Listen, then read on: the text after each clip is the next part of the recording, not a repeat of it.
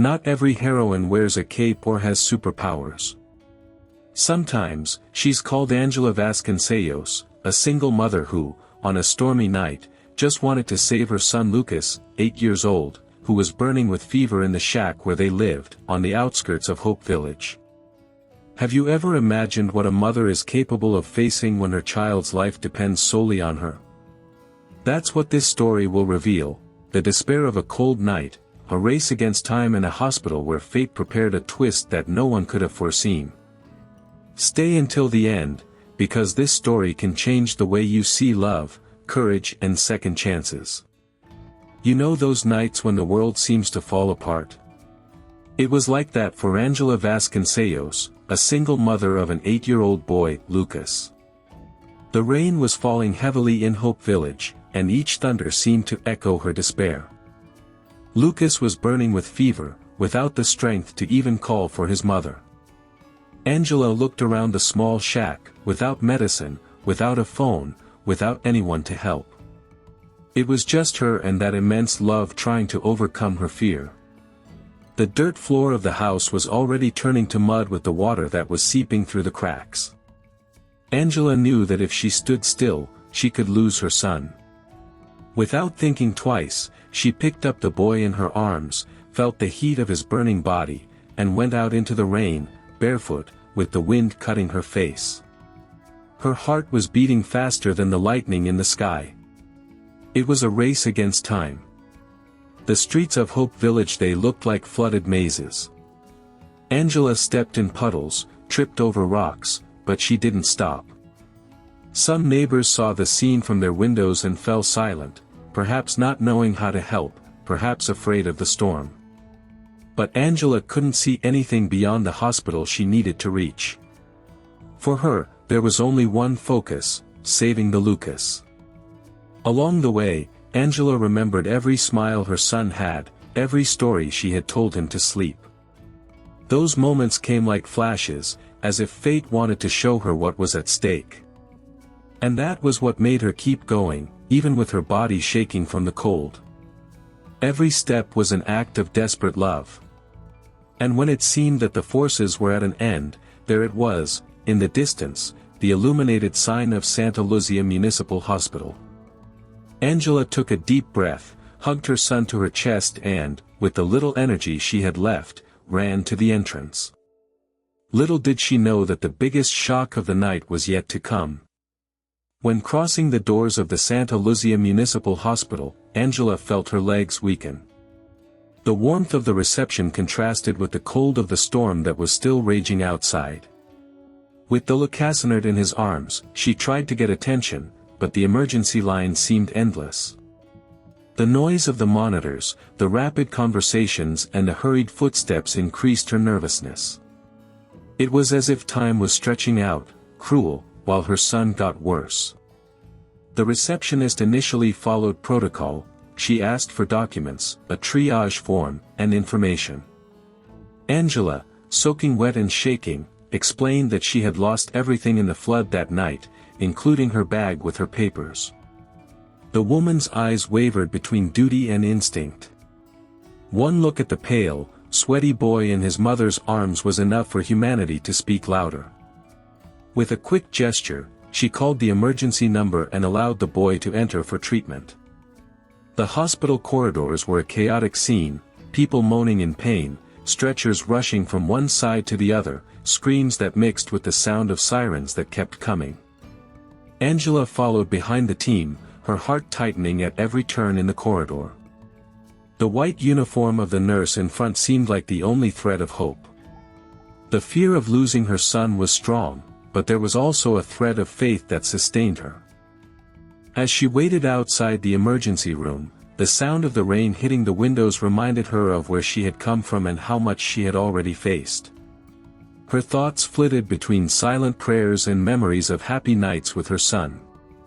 Her hands were clasped together, her eyes fixed on the door that separated her from Lucas.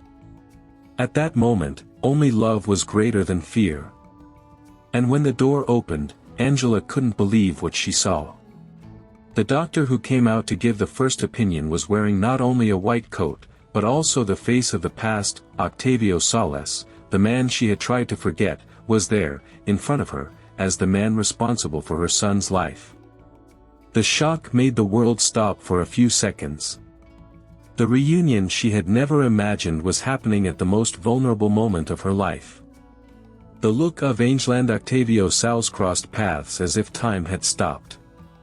The doctor, accustomed to dealing with emergencies, was at a loss for words for a moment.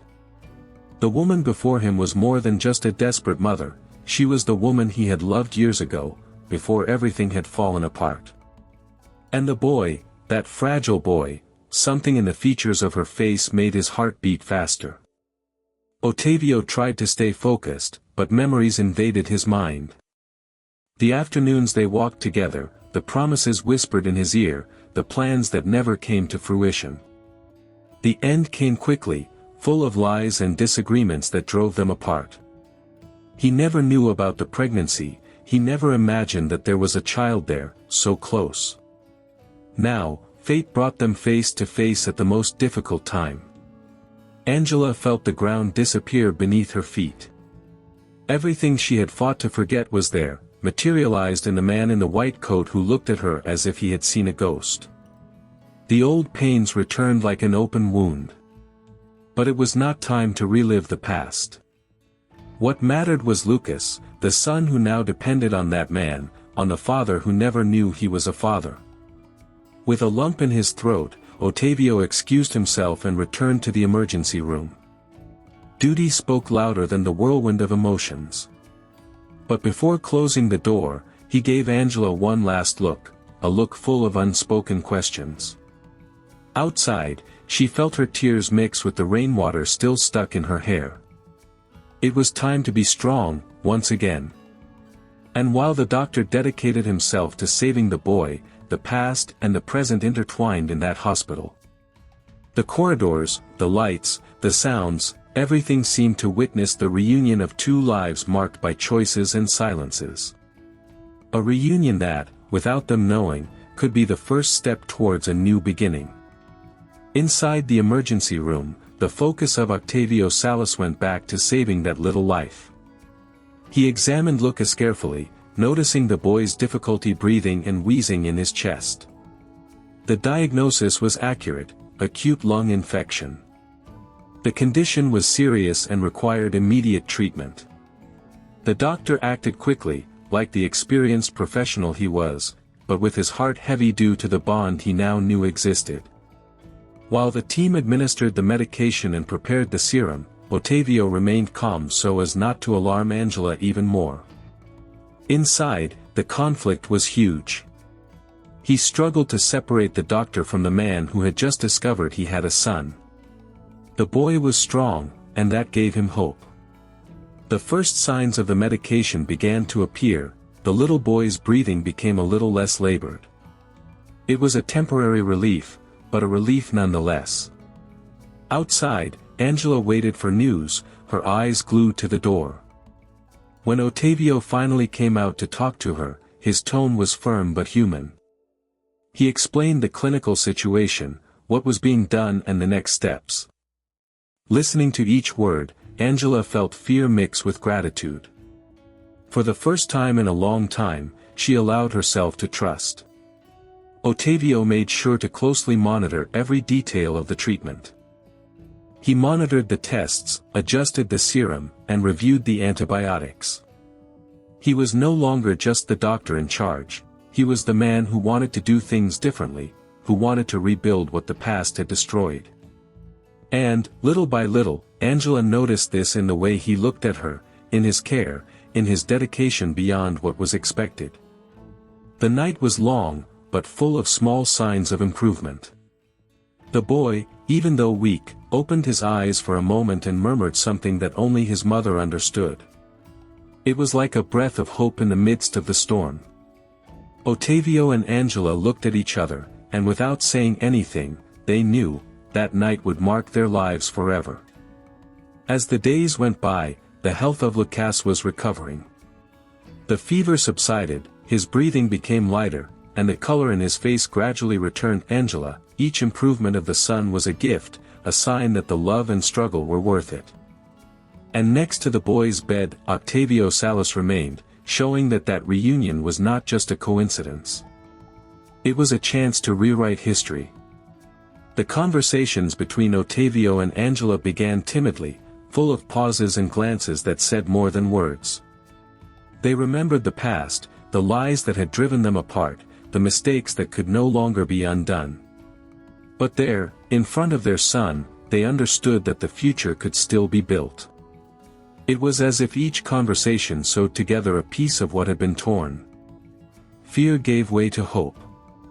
Ottavio offered more than medical care, he reached out to Angela and Lucas in a way she didn't expect. He offered to help them start over, to leave behind loneliness and abandonment. He spoke of a home, a safe place, a new beginning in St. Lucie, far from the pain that life had imposed on them. Angela hesitated. Scarred hearts do not give in easily. But the sparkle in Lucas's eyes was decisive. Little by little, the routine began to change. Ottavio sought ways to be present, to show that the past would not define what they could build. The moments together, no matter how small, a shared coffee in the hospital, a smile exchanged in the hallway, became small foundations of a new story. The trust, so fragile in the beginning, was beginning to grow stronger. And so, between visits, treatments and conversations on the bench in the square in front of the hospital, something was born that no one else believed possible, a second chance. A chance to transform pain into love, fear into courage, loneliness into family. Because, deep down, that's what life does to those who dare to start over, it opens doors where there were only walls. And you, have you ever stopped to think about how many second chances life offers, and we don't even notice?